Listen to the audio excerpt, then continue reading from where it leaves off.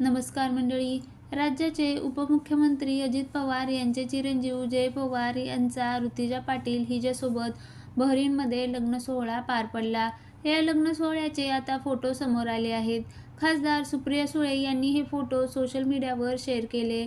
तसेच जोडप्याला लग्नाच्या शुभेच्छा देखील दिल्या. या दोघांचे फोटो अनेकांना आवडले आहेत. तसेच या फोटोंची आता सोशल मीडियावर चर्चा रंगली आहे. जय पवार यांच्या वरातीचा देखील एक फोटो समोर आला, ज्यामध्ये जय पवार गाडीत बसलेले आहेत आणि त्यांचे इतर नातेवाईक त्यांच्यासोबत होते.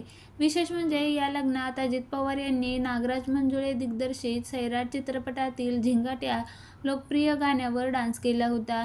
यावेळी पुतणे रोहित पवार यांची विशेष साथ त्यांना लाभली.